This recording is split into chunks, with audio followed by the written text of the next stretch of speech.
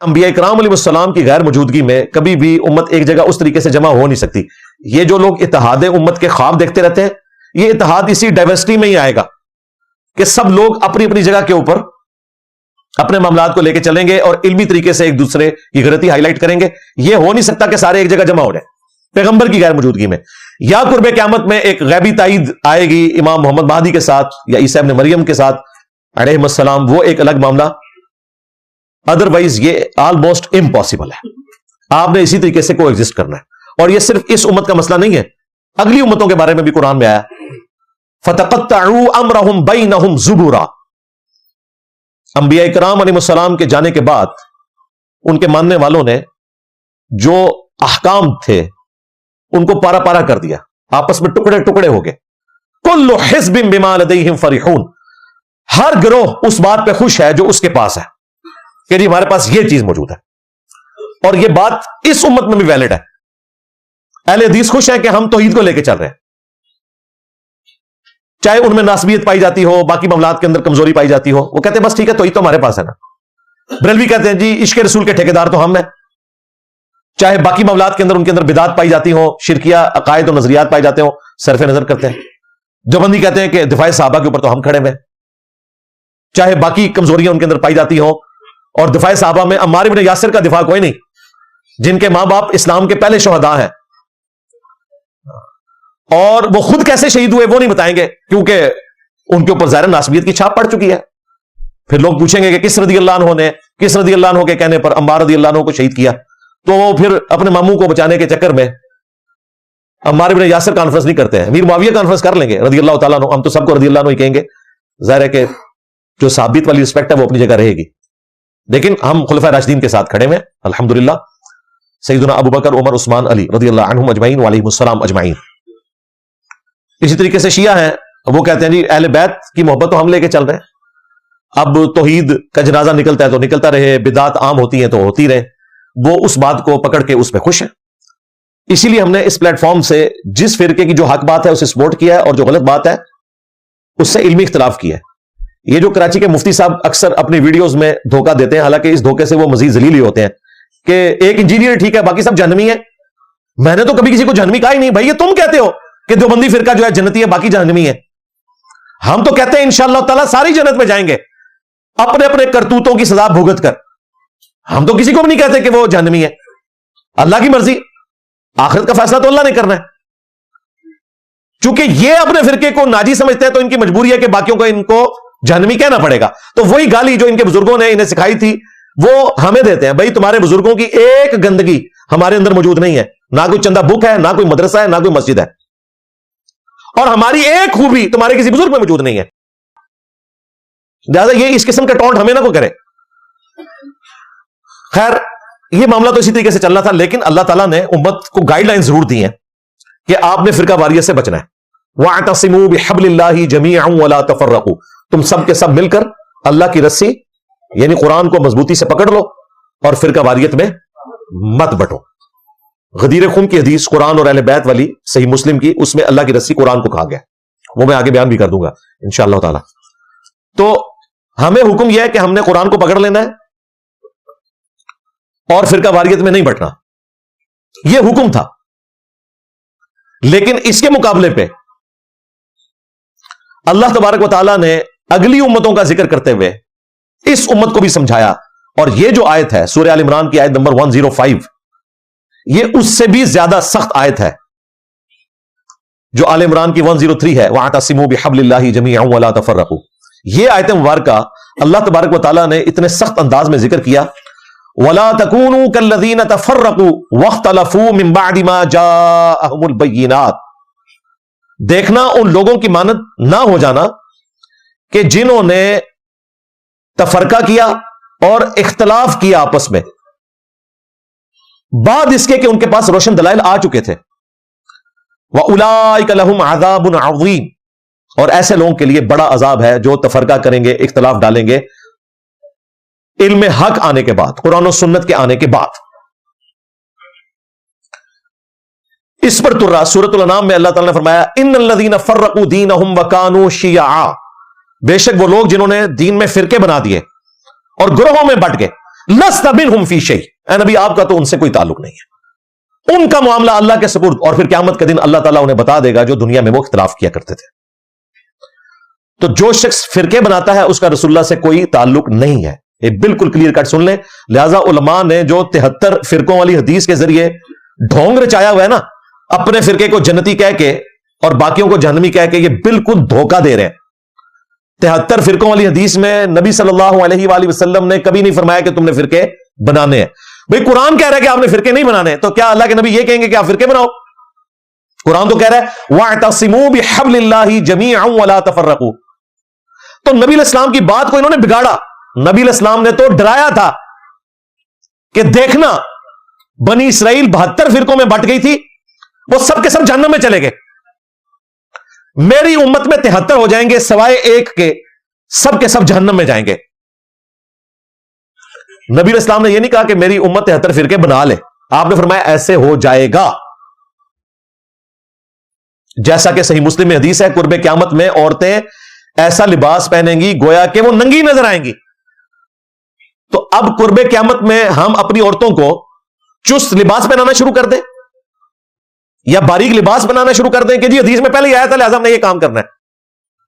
तो कोई बेवकूफ आदमी भी इस तावील को कबूल नहीं करेगा। वो कहेगा भाई नबी इस्लाम ने तो खबर दी थी, 73 फिरकों की खबर है, ना कि तुमने बनाने हैं।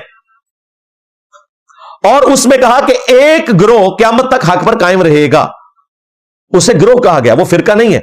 फिरक तो लफ्ज ही निटोरियस है, फिर कहते हैं टूट के अलग होने को। लिहाजा अगर फिरके का लफ्ज भी आया है ना हदीस में, तो वो लुगत के एतबार से है, इस्तिलाहन वो फिरका नहीं है। वरना तो फिर क्या रसूलुल्लाह सल्लल्लाहु अलैहि वसल्लम, अहले बैत अलैहिमुस्सलाम और सहाबा इकराम अलैहिम रिदवान, क्या वो फिरका थे? उस वक्त तो फिरके शुरू ही नहीं हुए थे, वो असल थे। उस असल से जो टूट कर अलग हो उसे कहते हैं फिरक।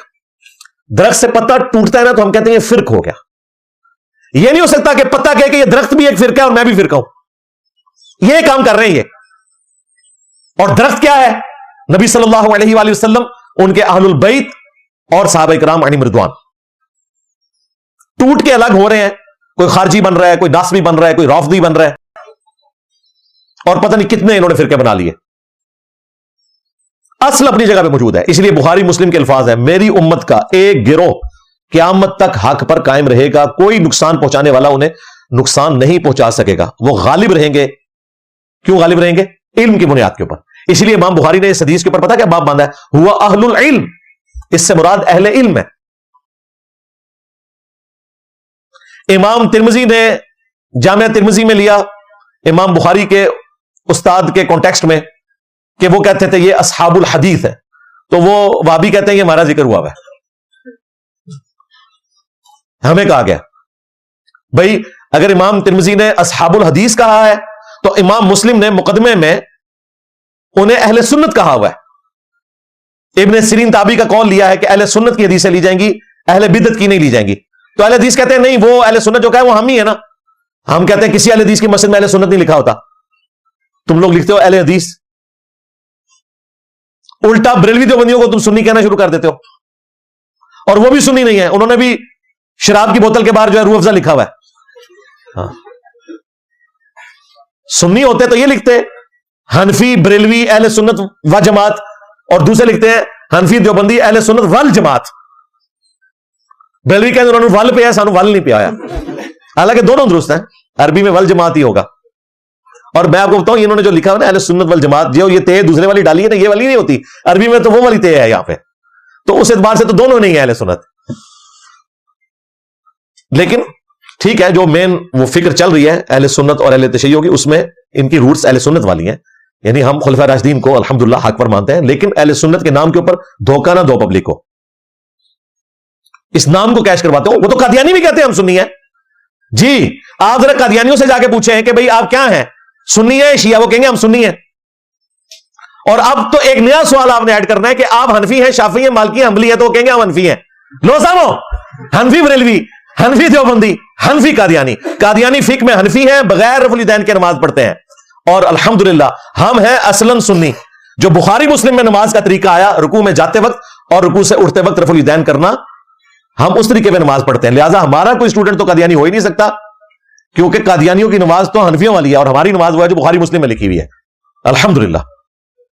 اب کوئی یہ نہ سمجھے کہ میں نے بریلوی دیوبندیوں کو یہ کہہ دیا کہ وہ بھی قادیانیوں کی طرح کافر ہے. نہیں نہیں, وہ قادیانیوں کی طرح حنفی ہے, یہ انہی میں سے نکلے ہوئے. ہاں بس یہ ہے, قادیانی انہی میں سے نکلے ہیں, حنفی تھے پہلے. We follow generally Imam Abu Hanifa's fatwa were very largely accepted by the ulama, and unless we find reasons to disagree with him, we would generally follow the fiqh Hanafiya. Investigate personally directly. The overbearing principle should be that you follow Hazrat Imam Abu Hanifa. This is entirely to the Jamaat Ahmadiyya. اور قادیانیوں کی کیسی مت ماری ہوئی ہے, اپنے اس دجال کو امتی نبی کہتے ہیں, اور ایک نبی جو ہے دوسرے امتی کا مقلد ہے فقہ حنفی کا. پھر تو امام حنیفہ کو بھی امتی نبی کہنا چاہیے تھا نا ان کو, تب ایک نبی دوسرے نبی کا مقلد ہوتا ہے. یہ میں ٹیکنیکلی اسپیکنگ بات کر رہا ہوں, ویسے ڈھکے چھپے الفاظ میں انہوں نے کہا ہے. یہ میں آپ کو بتا دوں, حقیقت بات ہے. آپ نبی الاسلام کی وہ حدیث بیان کریں, یہ قبول ہی نہیں کرتے. امام حنیفہ کا کوئی قول پیش کرتے قبول کر لیتے ہیں جو ثابت بھی نہ ہو. الٹا ان کے جو مجدد الف ثانی ہے المعروف شیخ احمد سرندی, جنہوں نے خود اپنے آپ کو مجدد ڈکلیئر کیا ہوا ہے, جن کا میں پوسٹ مارٹم کئی دفعہ کر چکا ہوں, انہوں نے کہا کہ اس امت میں اگر کوئی نبی ہوتا نا تو وہ فقہ حنفی میں سے ہوتا, اور عیسیٰ ابن مریم بھی فقہ حنفی کے مطابق عمل کریں گے. پھر انہیں شرم آئی کہ یہ میں کیا کہہ رہا ہوں. ان کا نہیں, وہ حضرت عیسیٰ علیہ السلام جو اجتہاد کریں گے وہ امام حنیفہ سے میچ کر جائے گا. امام حنیفہ سے تو آج اجتہاد میچ نہیں کر رہا, تو اس وقت کہاں سے کرے گا. اور حنفی تو اب دو ہو چکے ہیں, حنفی بریلوی, حنفی دیوبندی. کس حنفی فقہ کے اوپر عمل کریں گے؟ وہ تو 1034 ہجری میں اپنے بزرگوں کے پاس پہنچ گئے, شیخ احمد سرندی, مجدد الف ثانی. انہیں کیا پتا تھا کہ میرے مرنے کے 300 سال کے بعد 2 فرقے بن جائیں گے حنفیوں میں. آج وہ نکلیں تو پریشان ہو جائیں.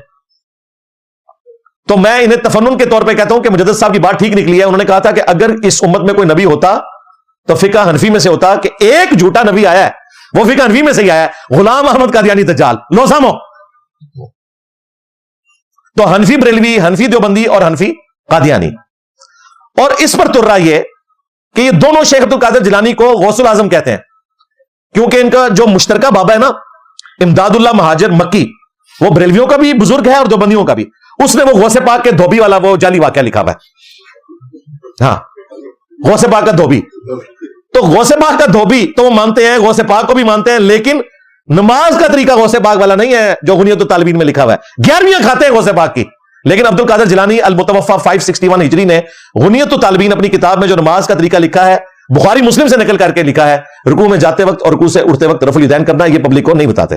اور ان سے بڑے صوفی بزرگ, یہ 2 انٹرنیشنل بابے ہیں صوفیوں کے, عبد القادر جیلانی اور امام غزالی. امام غزالی 506 ہجری میں فوت ہوئے, ایک روایت میں 505 ہجری ہے. انہوں نے کیمیائے سعادت میں اور احیاء العلوم میں نماز کا وہی طریقہ لکھا ہے جو بخاری مسلم میں. کتنی 2 نمبری ہے, کتنی بےایمانی ہے کہ نام بزرگوں کے کیش کروانا, جب نماز کی باری ہے تو کہتے ہیں نہیں یہ تو بت رکھ کے آتے تھے, یہ مکھیاں مارنا ہے.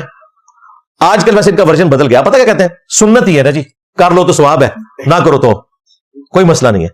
تو یہ چڑ صرف رفع الیدین کے ساتھ ہی ہے. ٹھیک ہے, مسواک بھی چھوڑ دو, پگڑی بھی اتار دو, پگڑی پہننا بھی کوئی فرض نہیں ہے. داڑھی کی چلیں ایک تاکید ہے, پگڑیاں بھی اتارو, مسواکیں بھی اتار دو, اور باپا جانی جو ہیں وہ یلو چپل بھی اتار دیں. انہوں نے خود سے ایک سنت ڈکلیئر کی ہوئی ہے, یلو چپل پہنی ہوئی ہے, رفع الیدین کہتے ہیں سنت یہ چھوڑ دی. حالانکہ رفع الیدین سنت نہیں بھائی, یہ نبی علیہ السلام کا طریقہ ہے. سنت 3 قسم کی ہوتی ہے. ایک جو طریقے کے طور پر سکھائی جاتی ہے نا, وہ فرض عمل میں اس طریقے پہ آپ نے کنٹینیو جو کرنا ہے اس کو آپ نہیں چھوڑ سکتے, وہ نبی علیہ السلام کا طریقہ ہے. کبھی انہوں نے کہا کہ پہلا رفع الیدین بھی چھوڑ دو, وہ بھی سنت ہے. پہلا رفع الیدین بھی سنت ہے, یہ ذہن میں رکھیے گا. ہاں, اللہ اکبر کہنا فرض ہے, تکبیر تحریمہ میں اللہ اکبر کہنا فرض ہے.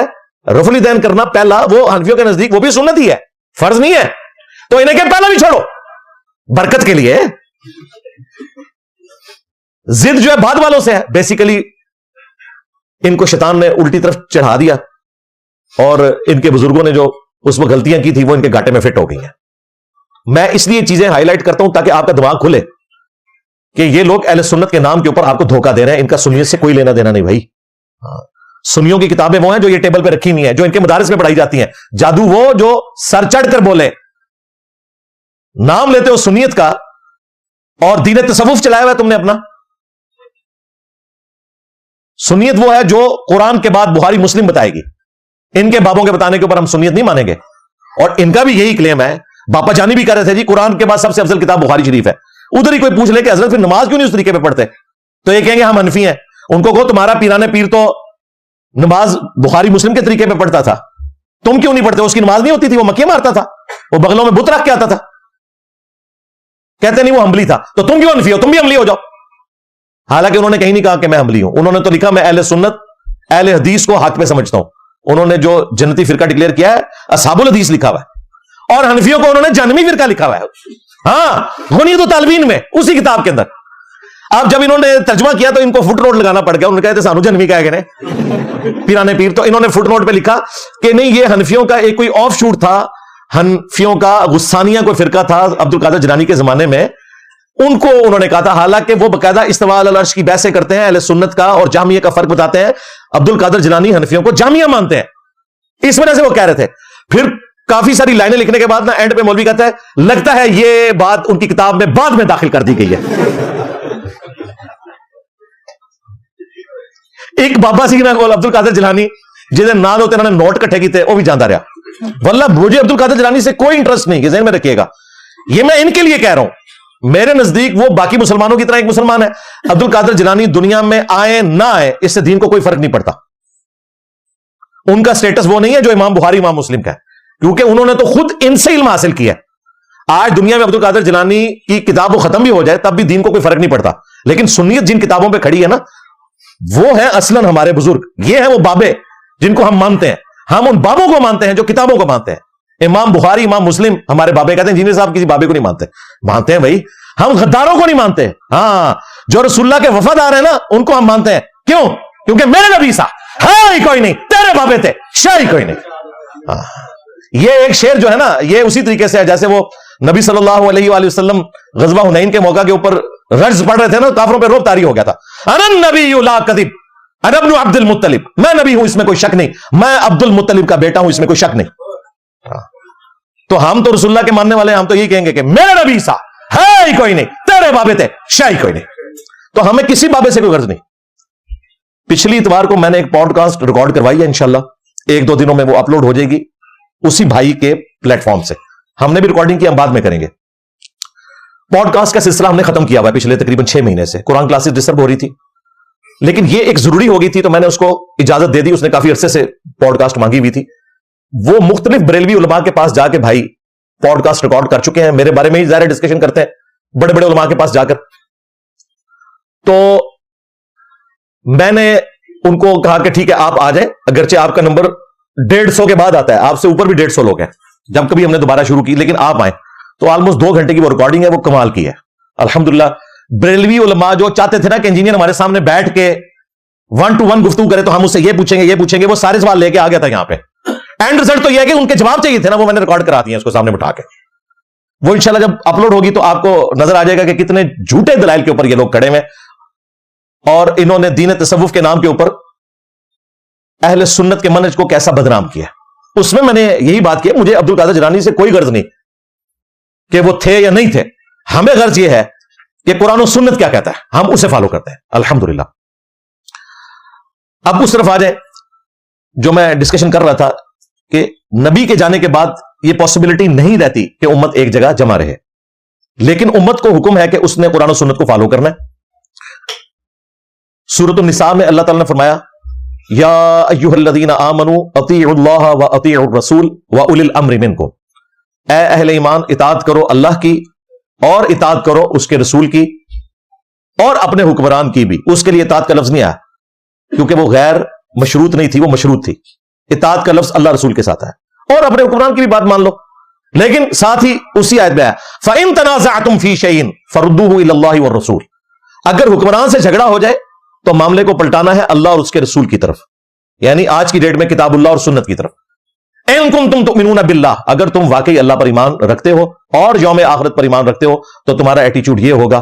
یہی وہ چیز ہے کہ جس میں تمہاری بہتری ہے اور اسی کا انجام بہتر ہونے والا ہے.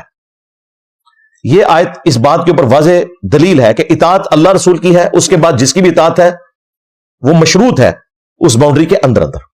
اجماع امت اسی باؤنڈری کے اندر آتا ہے.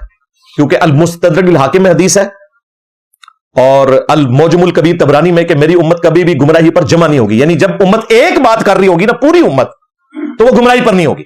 مثلا پوری امت کہتی ہے نمازیں 5 ہیں, پوری امت کہتی ہے کہ نماز قبلہ رخ ہو کر پڑھنی ہے, پوری امت کہتی ہے کہ فجر کے 2 فرض ہیں, ظہر کے 4, عصر کے 4, مغرب کے 3, عشاء کے 4. پوری امت کا یہ عقیدہ ہے کہ مردے کو قبلہ رخ دفنانا ہے آپ نے. یہ وہ چیزیں جو کامن چل رہی ہیں, یہ کبھی بھی گمراہی نہیں ہو سکتی. اجماع کے اوپر اللہ تعالیٰ کا ہاتھ ہے.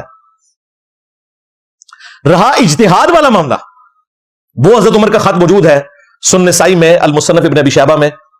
قاضی شریح جو کوفہ کے جسٹس تھے, ان کو خط لکھا کہ جب بھی کوئی مسئلہ ہو کتاب اللہ میں دیکھنا, کتاب اللہ میں نہ پاؤ تو سنت رسول صلی اللہ علیہ وآلہ وسلم میں دیکھنا, اس میں نہ پاؤ پھر امت کے اجماع کو دیکھنا. 3 چیزیں ہوگی. اور اگر اس میں بھی نہ پاؤ پھر اجتہاد کر لینا. اور فرمایا اگر نہ کرو اجتہاد تو وہ زیادہ بہتر ہے. یعنی ضرورت پڑے تو کوئی اس طرح کا ڈیسیژن کرو, ادروائز جس کا معاملہ ہے وہ خود دیکھے اجتہاد کیا کرنا ہے.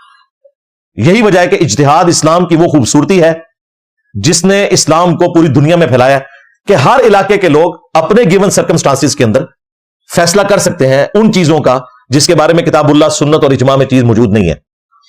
جس طرح آج کے مسائل ہیں, کیمرے کا مسئلہ, بلڈ ڈونیشن کا مسئلہ, اسی طریقے سے قطبین پہ نماز کا مسئلہ جہاں پہ 6 مہینے کا دن 6 مہینے کی رات ہے, ہوائی جہاز میں نماز کا مسئلہ, کینگرو کا مسئلہ, بھینس کا مسئلہ پہلے ہی کا حال ہے. امام حنیفہ نے نہیں حال کیا. بھینس تو نبی اسلام سے بھی پہلے دنیا میں ایگزسٹ کرتی ہے. بھینس کے اوپر اجماع امت ہے, اس سے کسی کے اجتہاد کی ضرورت نہیں ہے. کتاب الاجماع ایک الگ سے کتاب ہے, وہ آپ ضرور خریدیں. چھوٹی سی کتاب ہے جس میں 8 سے تقریباً 1200 سال پہلے امام ابن المنذر نے لکھی ہے. جن جن چیزوں پہ اجماع ہے وہ ساری نقل کی ہوئی ہے انہوں نے. اس میں یہ بھی لکھا ہوا ہے کہ بھینس کے اوپر بھی اجماع امت ہے. امام حنیفہ نے نہیں بتایا کہ بھینس حلال ہے یا حرام ہے, ورنہ امام حنیفہ کینگرو کا تو نہیں بتا کے گئے, زرافے کا نہیں بتا کے گئے, انہیں پتہ ہی نہیں تھا کہ یہ بھی دنیا میں جانور ہے. تو بہیمت الانام جتنے ہیں وہ سب کے سب حلال ہیں. تو اللہ تبارک و تعالیٰ نے اس امت کے لیے خوبصورتی رکھی کہ اجتہاد کا دروازہ قیامت تک کھلا ہوا ہے. فکس جو چیزیں ہیں وہ کتاب اللہ, سنت اور اجماع امت ہے. باقی اجتہاد میں اختلاف ہو سکتا ہے, وہ آپ کا رائٹ ہے, وہ آپ کر سکتے ہیں. نبی صلی اللہ علیہ وآلہ وسلم جب بھی کوئی تقریر کرتے, چاہے آپ کا جمعے کا خطبہ ہوتا, عیدین کا خطبہ ہوتا, آپ صلی اللہ علیہ وآلہ وسلم حمد و صلاح کے بعد خطبے میں کہتے اما بعد فإن خیر الحدیث کتاب اللہ, آگاہ ہو جاؤ سب سے بہترین کلام اللہ کی کتاب ہے. یہ صحیح مسلم میں 2005 نمبر حدیث ہے. امام جعفر نے اپنے والد امام باقر سے اور انہوں نے جابر بن عبداللہ سے اور انہوں نے رسول اللہ سے روایت کیا کہ نبی علیہ السلام ہر تقریر سے پہلے یہ کہتے آگاہ ہو جاؤ سب سے بہترین کلام اللہ کی کتاب ہے. وخیر الہدی ہدی محمد صلی اللہ علیہ وآلہ وسلم, اور بہترین راستہ وہ ہے جو محمد صلی اللہ علیہ وآلہ وسلم کا ہے. وشر الامور محدثاتها وكل محدثۃ بدعہ وكل بدعۃ ضلالہ وكل ضلالۃ فی النار. اور بدترین کام وہ ہیں جو دین میں نئے جاری کر دیے جائیں, اور وہ تمام نئے کام بدعتیں ہیں, تمام بدعتیں گمراہیاں ہیں, تمام گمراہیاں جہنم میں لے جانے والی ہیں. یہ صحیح مسلم میں حدیث ہے, سنن نسائی میں بھی موجود ہے. اس کے بعد کوئی گنجائش نہیں رہتی کہ جی یہ چیز کہاں منع ہوئی ہے. نبی علیہ السلام نے کہہ دیا جو محمد صلی اللہ علیہ وآلہ وسلم سے ہٹ کر راستہ تلاش کرے گا وہ گمراہی پر ہی مبنی ہے, چاہے وہ دین کے نام کے اوپر ہو.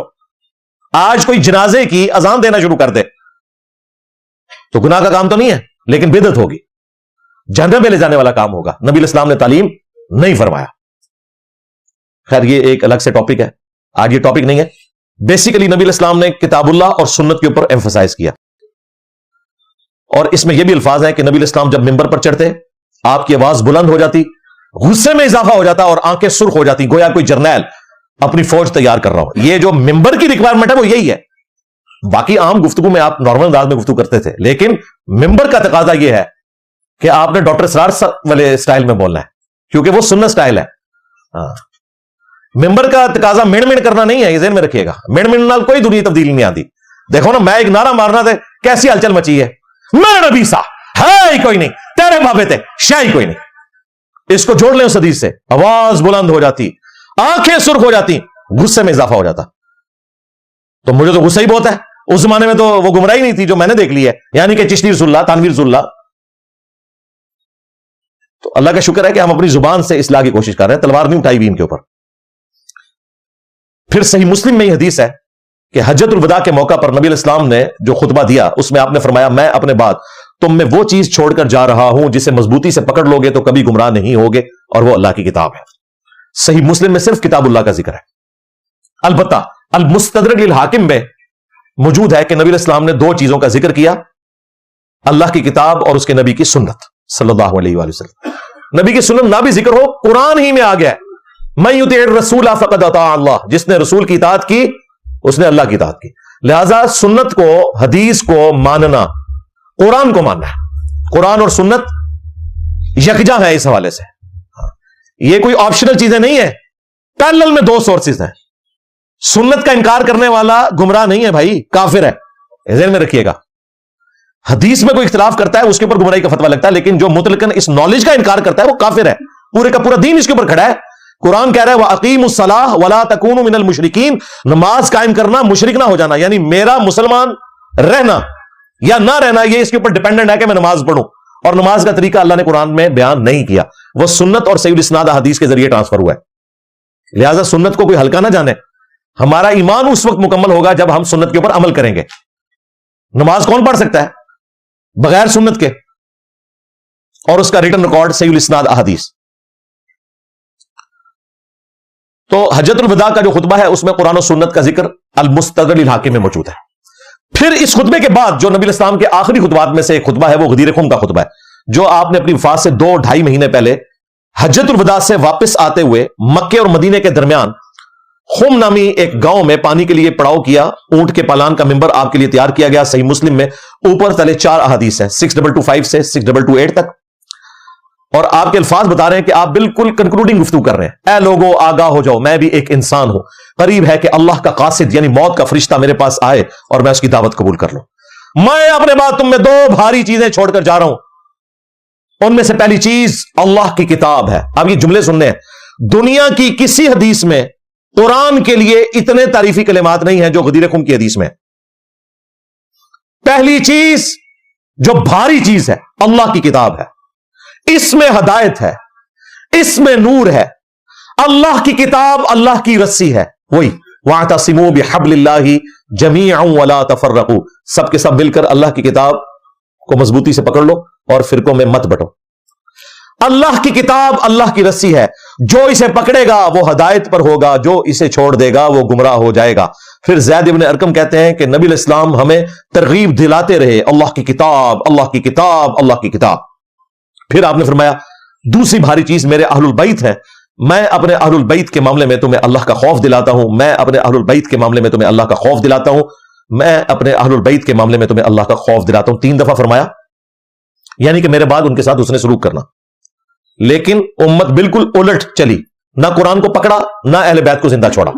حکم یہ تھا کہ قرآن کو پکڑنا ہے عقائد کے لیے اور اہل بیت کے ساتھ اس نے سلوک کرنا ہے۔ ہمارا پلیٹ فارم غدیر خم پہ کھڑا ہے، قرآن کی توحید کے اوپر 0 ٹالرنس ہے۔ لوگ سنتے ہیں پریشان ہو جاتے ہیں کہ اس طریقے سے توحید کسی نے بیان ہی نہیں کی۔ دوسری طرف اہل بیت کے دفاع کے اوپر بھی 0 ٹالرنس ہے۔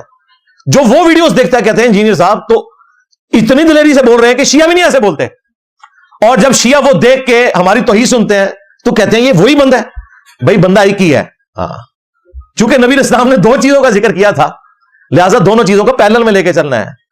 عقائد اور نظریات کی بنیاد قرآن ہے، اور جو نبی علیہ السلام کی نسبت سے اہل البیت کا احترام ہے وہ دفاع ہم نے غدیر خم کی حدیث کی وجہ سے دوسری بھاری چیز اہل البیت ہے علیہم السلام۔ یہ ایک الگ سے ٹاپک ہے، اس کے اوپر کافی ساری ویڈیوز ریکارڈ ہے۔ میں آج کی گفتگو کو کنکلوڈ کروں گا۔ ویسے تو کافی ساری باتیں میرے ذہن میں تھیں اور کرنا، لیکن پھر ویڈیو کافی لمبی ہو جائے گی۔ میں نے مختلف ویڈیوز کے اندر مختلف چیزوں کا ذکر کیا ہوا ہے، لیکن کنکلوڈ کرتے ہوئے میں آخر میں نبی صلی اللہ علیہ وآلہ وسلم کا ایک خطبہ آپ کے سامنے رکھنا چاہتا ہوں۔ المستدرک للحاکم میں صحیح سند سے ہے، مسند احمد میں بھی، مشکات کے اندر بھی موجود ہے کہ اللہ کے محبوب صلی اللہ علیہ وآلہ وسلم نے ایک دن زمین پر ایک سیدھی لکیر کھینچی اور اس کے ارد گرد ٹیڑھی لکیریں کھینچی۔ پھر آپ نے فرمایا یہ جو ٹیڑھی لکیریں ہیں نا، ہر لکیر کے اوپر ایک شیطان بیٹھا ہے جو تمہیں اپنی طرف بلا رہا ہے، اور یہ جو سینٹر میں میں نے سیدھی لکیر کھینچی ہے اس کے اوپر آپ نے انگلی رکھ کر فرمایا، قرآن کی آیت تلاوت کی، وَأَنَّ هَذَا صِرَاطِي مُسْتَقِيمًا، اور یہ کہ یہ ہے میرا راستہ جو صراط مستقیم ہے، فاتبعوہ، پس اس کی پیروی کرو، ولا تتبعوا السبل، اور مت پیروی کرو ارد گرد کے راستوں کی۔ سورۃ الانعام کی آیت نمبر 153 آپ نے تلاوت کی اور اس کی ایکسپلینیشن کی، اور نبی الاسلام نے آیت مبارکہ میں کہا یہ میرا سیدھا راستہ ہے۔ اللہ تعالیٰ نے وہ سیدھا راستہ اپنی طرف منسوب کیا، اور ظاہر ہے کہ اللہ کا ریپرزینٹیٹو وقت کا پیغمبر ہوتا ہے، نبی الاسلام نے وہ اپنی طرف منسوب کیا کہ یہ ہے میرا سیدھا راستہ، اس کی پیروی کرو، ارد گرد کے راستوں کی پیروی نہ کرنا، وہ تمہیں فرقے میں ڈال دیں گی، اللہ کے راستے سے بہکا دیں گے وہ راستے۔ یہ وہ چیز ہے جس کی اللہ تمہیں وصیت کرتا ہے تاکہ تم ڈر جاؤ، نصیحت حاصل کرو۔ پھر نبی السلام نے کہا یہ ٹیڑھے راستے شیطان کے راستے ہیں۔ یہ اب حیران کن بات ہے، سنن ابن ماجہ میں اس کا ایک طریق ہے، اس کی صحت میں کلام ہے لیکن وہ فٹ ان بیٹھتا ہے، اس میں الفاظ ہے کہ 2 لکیریں ٹیڑھی اس طرف کھینچی اور 2 اس طرف، اور کہا یہ جو 4 راستے ہیں یہ شیطان کے ہیں، وہی 4 مسلح یاد کر لینے نے۔ اس میں اماموں کا قصور نہیں ہے۔ مجھے بتائیں آج ہم کرسچینٹی کو جب کنڈیم کرتے ہیں، ان کے فرسودہ نظریات کو، تو کیا کوئی مسلمان کرسچینٹی کو کنڈیم کرنے کے اوپر کسی مسلمان کو ٹانٹ کرتا ہے کہ تم عیسیٰ کی توہین کر رہے ہو؟ بتائیں، ہمارے تحت شعور میں بھی کہیں نہیں ہوتا۔ ہم تو کہتے ہیں عیسیٰ ابن مریم کا انکار کرنا بھی ایسا ہی ہے جیسا کہ کوئی محمد رسول اللہ کا انکار کر دے صلی اللہ علیہ وآلہ وسلم۔ ان کی محبت ہمارے ایمان کا حصہ ہے، لیکن ان کے نام پہ جو شرک کھڑا ہوا اسے تو ہم کنڈیم کریں گے۔ تو تمہارے امام تو شاہی کوئی نہیں عیسیٰ ابن مریم کے مقابلے پر، ہاں عیسیٰ کے جیسا ہے ہی کوئی نہیں، تیرے امام تو شاہی کوئی نہیں۔ تو اب اگر ہم تمہارے اماموں کے نام پہ جو فرقے کھڑے ہوئے ہیں جن میں اماموں کا قصور نہیں ہے، جس طرح کہ عیسیٰ ابن مریم کا کوئی قصور نہیں تھا، ہم انہیں کنڈیم کریں اور شیطانی راستے کہیں، تو سمجھ لو ہم امام حنیفہ، امام شافعی، احمد بن حنبل، امام مالک کو کچھ نہیں کہہ رہے، ان کے ماننے والوں کو کہہ رہے ہیں۔ جس طرح کہ کرسچینٹی کے رد کے اوپر ہم کرسچنز کے نظریات کا رد کر رہے ہیں، عیسیٰ ابن مریم کا نہیں کر رہے۔ یہ دھوکہ دینا بند کرو، میں ساتھ پھکیاں دے رہا ہوں، یہ بھاگ نہیں سکتے، یہ پھکی ہے ان کے لیے۔ کرسچن تو یہ سوچیں گے کہ عیسیٰ ابن مریم کی توہین ہو رہی ہے۔ تو نبی اسلام نے کہا یہ 4 شیطان کے راستے ہیں اور یہ میرا سیدھا راستہ ہے۔ اللہ تعالیٰ ہمیں اپنے محبوب صلی اللہ علیہ وآلہ وسلم کے اس سیدھے راستے پہ چلنے کی توفیق دے۔ یہ ہے وہ صراط مستقیم جو صراط الذین انعمت علیہم بھی ہے۔ انعام یافتہ لوگ بھی اسی راستے پہ چلے ہیں، انہوں نے کوئی اپنے لائدہ سے راستے نہیں بنائے، اور جو ان کے راستے سے ہٹ گیا وہ ہے غیر المغضوب علیہم ولا الضالین۔ آمین۔ اللہ تعالیٰ ہمیں اس صراط مستقیم پر چلائے اور قرآن حکیم کی دعوت کو عام کرنے کی توفیق دے، اس انسٹرومنٹ کو۔ وَأُوحِيَ إِلَيَّ هَذَا الْقُرْآنُ لِأُنذِرَكُم بِهِ وَمَن بَلَغَ۔ اے نبی تم فرماؤ قرآن مجھے اللہ نے اس لیے وحی کیا کہ تاکہ اس کے ذریعے میں تمہیں بھی ڈر سناؤں، اور جس تک بھی یہ کتاب پہنچ جائے اسی قرآن کے ذریعے تبلیغ کرے، اپنے مولویوں کی لکھی ہوئی کتابوں سے نہیں، اللہ کی کتاب کے ذریعے تبلیغ کرے۔ مجھے اب ضمناً آخر میں وہ بات یاد آ گئی، 2 نومبر 2007 کو جب میں تبلیغی جماعت کے اجتماع میں گیا رائیونڈ، تو میں چونکہ کتابوں سے ایک شوق رکھنے والا بندہ ہوں، پڑھنے والا ہوں، تو میں ان کے سٹال کے اوپر چلا گیا۔ تو میں نے دیکھا وہاں شیخ زکریا کاندھلوی صاحب کی کتاب پڑھی ہوئی ہے، فضائل اعمال، فضائل حج، فضائل درود، فضائل صدقات، اور یوسف کاندھلوی صاحب کی حیات الصحابہ، اور اکا دکا اور کتابیں۔ تو میں نے ان کو کہا کہ قرآن بھی ہے آپ کے پاس؟ انہوں نے کہا جی ہاں ہمارے پاس قرآن ہے، وہ تاج کمپنی کا قرآن بھی رکھا تھا۔ میں نے کہا بھائی ترجمے والے قرآن کی بات کر رہا ہوں، اپنے مولویوں کی کتابیں اردو ترجمے کے ساتھ رکھی ہوئی ہیں تاکہ سمجھ آئیں، اور اللہ کی کتاب عربی میں رکھی ہوئی ہے۔ بھائی شیخ زکریا کاندھلوی بھی عربی میں لکھ کے چلے جاتے ہیں نا، ان کو تو عربی آتی تھی، وہ تو مسجد نبوی میں درس دیتے تھے، دفن بھی ہوئے ہیں وہاں پہ بقیہ غرقد میں۔ اور الیاس قادری باپا جانی کے جو پیر و مرشد ہیں ضیاء الدین مدنی، وہ بھی وہیں پہ دفن ہے۔ آپ دیوبندیوں سے پوچھیں ان کو شفاعت ملے گی، کہتے ہیں کتنے ملے گی، اور بریلویوں سے پوچھیں ان کو ملے گی، وہ کہتے ہیں کتنے ملے گی، اور ہمیں دوسے لگاتے ہیں کہ جی وہاں دفن ہے۔ عبداللہ ابن ابی بھی وہیں پہ دفن ہے۔ ہاں یہ دوسے نہ لگایا کرو ہمیں۔ بہرحال ان کے بارے میں ہم کہتے ہیں اللہ تعالیٰ ان کا انجام بہتر کرے، اہل قبلہ تھے، اہل کلمہ تھے، میں ایک سمجھانے کے لیے بات کر رہا ہوں۔ تو میں نے ان کو کہا بھائی قرآن ترجمے والا آپ نے کیوں نہیں رکھا بھائی یہاں پہ؟ تو آپ الفاظ سن کے کہاں اٹھیں گے، وہ کہتے ہیں جی حضرات فرماتے ہیں، اور ظاہر اس وقت یہ بڑے بڑے حضرات زندہ تھے سارے، حاجی عبد الوہاب صاحب بھی، مولانا جمشید صاحب بھی، ان کے تو میں نے درس سنے ہوئے ہیں۔ اب تو صرف ایک ہی باقیات رہ گئی ہیں، نذر الرحمان صاحب، باقی تو سارے ان کے بڑے حضرات فوت ہو چکے ہیں۔ تو کہتے ہیں حضرات فرماتے ہیں کہ قرآن سے اختلاف پیدا ہوتا ہے۔ اب اس کی تعویل کریں گے کہ قرآن سے نہیں اختلاف پیدا ہوتا، اس کے ترجمے سے اختلاف پیدا ہوتا ہے، کیونکہ ہر فرقے کا اپنا ترجمہ ہے۔ تو اس کا بھی حل موجود ہے، چونکہ آپ کی جماعت دیوبندی ہے، آپ اشرف تھانوی صاحب کا ترجمہ رکھ لو, اختلاف ختم ہو جائے گا. اور اگر تم سمجھتے ہو کہ تمہاری جماعت میں سارے آتے ہیں تو ہم آپ کو بتا دیتے ہیں, تم بریلویوں کے لیے احمد بریلوی کا ترجمہ رکھ لو, دیوبندیوں کے لیے اشرف تھانوی کا ترجمہ رکھ لو, اہل حدیث کے لیے جونا گڑھی صاحب کا ترجمہ رکھ لو, اور اگر کبھی کوئی شیعہ بھی وہاں آ جاتا ہے ان کے لیے سید فرمان علی شاہ صاحب کا ترجمہ رکھ لو. لیکن یہ کہنا کہ قرآن کے تراجم سے اختلاف پیدا ہوتا ہے, توبہ توبہ توبہ توبہ. یہ کتاب تو جیوز اور کرسچنز کے اختلافات کو ختم کرنے آئی ہے. اس کتاب نے صحابہ کرام اور رضوان کو گمراہیوں سے نکال کر پوری انسانیت کا امام بنا دیا, اور تم کہہ رہے ہو کہ اختلاف پیدا ہوگا. اور انہی کا لگایا ہوا پھل آج تک ہم کھا رہے ہیں. محنتیں تو ان کی ہے نا, وہ فضائل اعمال پڑھ کے تو چینج نہیں ہوئے تھے, قرآن کے ذریعے ہوئے تھے. تو قرآن کا ترجمہ رکھو. آج بھی آپ چلے جائیں آپ کو قرآن کا ترجمہ نہیں ملے گا, کیونکہ یہ چاہتے ہیں کہ عربی پڑھتے رہیں, اور الٹا آپ کو یہ بھی پڑھائیں گے کہ ڈائریکٹ قرآن پڑھنے سے بندہ گمراہ ہو جاتا ہے. جب فضائل اعمال میں لکھا ہوگا کہ احمد بن حنبل نے خواب میں اللہ تعالیٰ کی زیارت کی اور پوچھا کہ تیرا قرب کیسے حاصل کروں, تو اللہ تعالیٰ نے فرمایا کہ قرآن کے ذریعے. تو احمد بن حنبل نے پوچھا کہ سمجھ کے یا بغیر سمجھ کے, اندازہ کرو. احمد بن حنبل جو ہے اس کو تو عربی آتی تھی, اس نے یہ کیوں پوچھ رہا تھا کہ سمجھ کے یا بغیر سمجھ کے. تو اللہ تعالیٰ نے فرمایا کہ چاہے سمجھ کے چاہے بغیر سمجھ کے. وہ اللہ جو اپنے نبی کے ذریعے پورے قرآن میں یہ بات نازل فرما رہا ہے کہ اس قرآن کو انسٹرومنٹ آف دعوت بنانا ہے, اور 4 دفعہ ایک سورت میں فرمایا وَلَقَدْ يَسَّرْنَا الْقُرْآنَ لِلذِّكْرِ فَهَلْ مِن مُدَّكِرٍ. قرآن کو ہم نے سمجھنے کے لیے آسان کیا, ہے کوئی نصیحت حاصل کرنے والا. وہ خواب میں حضرت احمد بن حنبل کو آ کے کہانی کروا رہے ہیں, نعوذ باللہ. یہ سب جعلی جھوٹی باتیں. پھر شیخ زکریا کانلوی صاحب نے تو کہا کہ جی یہ 15 علوم چاہیے قرآن کی تفسیر کے لیے, اور اس میں انہوں نے کہا 14 تو یہ ہے, 15واں جو ہے وہ بھی ہے. یعنی وہ اللہ تعالیٰ کسی کو دے گا تو دے گا, آپ کی یونیورسٹی سے حاصل نہیں کر سکتے, یعنی نہ ہی سمجھو. یہ قرآن کی خدمت ہے, غداری ہے. فخر سے بتاتے ہیں قرآن دنیا میں سب سے زیادہ پڑھی جانے والی کتاب ہے, لیکن اس کا تاریخ پہلو یہ ہے کہ سب سے زیادہ بغیر سمجھ کے پڑھی جانے والی کتاب ہے. وہ جو فلم بنائی تھی نا خدا کے لیے, اس میں ایک سین ہے جب وہ ایک ایجنٹ کو پکڑتے ہیں تو گورا اس سے جب انٹرویو کرتا ہے تو وہ فر قرآن سناتا ہے, اور وہ کہتا ہے کہ یہ جو تم پڑھ رہے ہو تمہیں اس کا ترجمہ آتا ہے, یعنی یہ کیا پڑھ رہے ہو. اس نے کہا مجھے نہیں پتا. تو وہ ماننے کے لیے تیار نہیں ہوتا گورا کہ اس کو اس طرح بہترین انداز میں عربی آ رہی ہے اور اسے یہ نہیں پتا کہ اس کا مطلب کیا ہے. باقی دنیا میں یہ کہیں نہیں ہوتا کہ آپ فر پنجابی بول رہے ہیں اور آپ سے کوئی بندہ پوچھے کہ یہ جو آپ بول رہے ہو اس کا مطلب کیا ہے, اردو میں مجھے سمجھاؤ, تو آپ سمجھا لیں گے نا, یا اردو بول رہے ہیں تو پنجابی میں سمجھا لیں گے. لیکن یہ قرآن کی مظلومیت ہے کہ عربی فر گورا ماننے کے لیے تیار نہیں ہوا. اس نے کہا کہ یہ مکاری کر رہا ہے, اگر اسے عربی نہ آتی ہو تو اس طرح یہ بول سکتا ہے. اب اسے کیا پتا کہ دنیا کے آلموسٹ 99% مسلمانوں کا یہی حال ہے کہ فر عربی بولتے ہیں لیکن یہ نہیں پتا کہ اس کا مطلب کیا ہے. یہ تلخ پہلو ہے. مجھے ضمن وہ حدیث یاد آ گئی صحیح بخاری کی. سیدنا ابوبکر جب خلیفہ چنے گئے نبی الاسلام کی وفات کے بعد, تو اس سے اگلے دن مسجد میں ایک گیدرنگ تھی. یہ صحیح بخاری میں حدیث ہے, کہانی شریف نہیں ہے. حضرت عمر جو ہے وہ پہلے ممبر پہ چڑھے. حضرت ابوبکر کا تو مین خطبہ ہونا تھا. پہلے انہوں نے تمہیدن ایک وہاں خطبہ دیا, بڑا مختصر سا خطبہ ہے.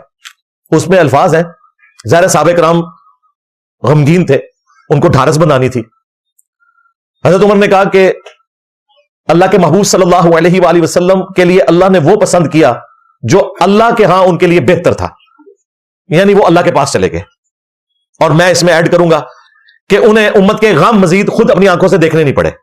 اس تکلیف سے اللہ نے انہیں بچایا, اور ان کا وہاں پر جانا وَلَلْآخِرَةُ خَيْرٌ لَكَ مِنَ الْأُولَىٰ ہے. آپ کا ہر آنے والا لمحہ گزرے ہوئے سے بہتر ہے. نبی الاسلام کی اس وقت قبر مبارک کی زندگی آپ کی دنیا کی زندگی سے بہتر ہے, اور قیامت کے دن کی زندگی قبر مبارک کی زندگی سے بہتر ہے, اور جنت میں جانے کے بعد کی زندگی وہ قیامت کے دن سے بہتر ہے. آپ کے تو ہر لمحے آپ کے درجات بلند ہو رہے ہیں. اللہم صلی علی محمد وعلی آل محمد. پھر حضرت عمر نے ایک جملہ بولا کہ رسول اللہ تو چلے گئے اور تمہارے پاس اللہ کی کتاب ہے, اور یہ وہ کتاب ہے جس کے ذریعے اللہ نے اپنے نبی کو ہدایت دی, یعنی کہ ہدایت کاملہ. ہاں, ڈیٹم لیول کی ہدایت پیدائش سے لے کر وفات تک نبی اللہ کی حفاظت میں ہوتا ہے, یعنی اعلیٰ درجے کی ہدایت اس کتاب کے ذریعے دی. تم بھی اس کتاب کو پکڑو کہ جس کے ذریعے اللہ نے اپنے نبی کو ہدایت کاملہ دی. 2 بار جملہ ریپیٹ کیا. یعنی حضرت عمر نے یہ امت کو عقیدہ دے دیا کہ رسول اللہ کے جانے کے بعد آپ کا وسیع, آپ کا خلیفہ اس پلانٹ ارتھ پہ قرآن ہے. چونکہ ختم نبوت کی برکت سے اب کسی نبی نے نہیں آنا, اور نبیوں والا کام اس امت کو شفٹ ہوا. کنتم خیر امت اخرجت للناس تأمرون بالمعروف وتنہون عن المنکر. تم بہترین امت ہو جو لوگوں کو نیکی کی طرف بلاتے ہو, برائی سے روکتے ہو, اور اللہ پر ایمان لاتے ہو جیسا کہ ایمان لانے کا حق ہے. اور پھر اس پہ ترا بلغوا عنی ولو آیا، بخاری کی حدیث کے ایک آیت بھی آتی ہے آگے پہنچا دو، اسی کے اوپر ساری تبلیغی جماعت چل رہی ہے نا، سارے علماء تو نہیں ہے، ایک آیت بھی آتی ہے نا، عالم کی ڈگری نہیں بھی تب بھی آگے پہنچاؤ گے۔ تو نبی علیہ السلام کا خلیفہ یہ ہے ختم نبوت کی برکت سے، کیونکہ اب نبی کو ہی نہیں آنا، لہذا قیامت تک کے لیے اس کتاب کو اللہ نے محفوظ کر دیا، انا نحن نزلنا الذکر وانا لہ لحافظون، تاکہ کوئی قیامت کے دن گلہ نہ کر سکے کہ مجھے تو نبی کی صحبت نہیں ملی، مجھے تو پتہ ہی نہیں چلا حق کیا ہے۔ تو اللہ تعالیٰ نے یہ حق ہمیشہ کے لیے محفوظ کر دیا۔ آپ سمجھیں یہ کتاب کوئی معمولی کتاب نہیں، آپ سمجھیں کہ نبی صلی اللہ علیہ وآلہ وسلم کی روحانیت ہمارے پاس آج تک موجود ہے اس کتاب کی شکل میں۔ آپ کے جانے کے بعد بس یہ کتاب ہی ہے، مسلمانوں کے پاس اس کائنات میں رسول اللہ کے جانے کے بعد زمین اور آسمان کا رشتہ جس چیز سے جڑا ہوا ہے نا وہ یہ کتاب ہی ہے، کیونکہ اب وہی تو آنی کوئی نہیں ہے، یہ فائنل اللہ تعالیٰ کی وحی ہے۔ اللہ تعالیٰ اس پہ چلنے کی توفیق عطا فرمائے۔ صلو علی محمد وآل محمد، اللہم صلی علی محمد وعلی آل محمد واصحاب محمد وازواج محمد وامت محمد اجمعین الی یوم الدین، آمین۔ کافی سارے لوگوں نے دعاؤں کے لیے کہا ہے تو ہم دعا بھی کر لیتے ہیں اینڈ پہ، سسٹرز نے، بھائیوں نے، باقیوں کی پرچیاں اس وقت اب تھوڑی سی رہ گئی ہیں لیکن چونکہ انہوں نے جانا ہے اس لیے ان کو جلدی سے نکالتے ہیں کہ 2 بجے تک یہاں سے یہ نکل جائے انشاءاللہ تعالی۔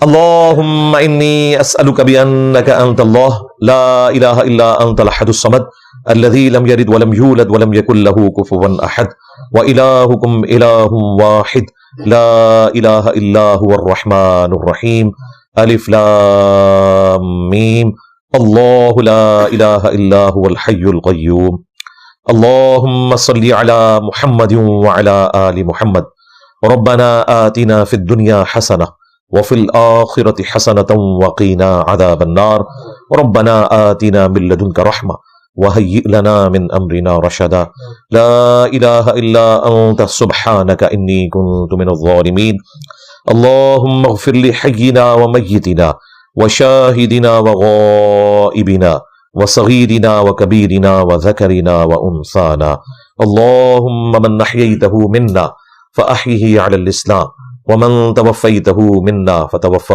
علی الایمان۔ اے اللہ جن جن بھلائیوں کا سوال تیرے محبوب صلی اللہ علیہ وآلہ وسلم نے تجھ سے کیا، ہمارے حق میں، ہمارے ماں باپ کے حق میں، ہمارے بیوی بچوں کے حق میں، پوری امت کے حق میں قبول و منظور فرما۔ جن جن چیزوں کے شر سے تیرے محبوب صلی اللہ علیہ وآلہ وسلم نے تیری پناہ طلب کی، تمام مسلمانوں کو ان چیزوں کے شر سے اپنی پناہ عطا فرما۔ ہمارے ملک پاکستان کی خیر فرما، پورے عالم اسلام کی خیر فرما، خصوص بالخصوص انڈیا میں، کشمیر میں، فلسطین میں، چائنا میں، یمن میں، عراق میں، شام میں، افغانستان میں، پاکستان میں، جہاں کئی مسلمان کرسی کی زندگی گزار رہے ہیں، غیب سے ان کی عزت آبرو جان و مال کی حفاظت فرما۔ اے اللہ جو بیمار ہیں انہیں شفاء کلی عطا فرما، جو فوت ہو چکے ان کی مغفرت فرما، جو زندہ ہیں انہیں موت سے پہلے قبر و آخرت کی تیاری کرنے کی توفیق عطا فرما۔ تمام مسلمانوں کی تمام نیک دلی جائز دعاؤں کو اپنی بارگاہ میں قبول و منظور فرما۔ سبحان ربک رب العزت عما یصفون وسلام علی المرسلین والحمد للہ رب العالمین وصلی اللہ علی النبی الکریم وعلی آلہ واصحابہ اجمعین الی یوم الدین، آمین۔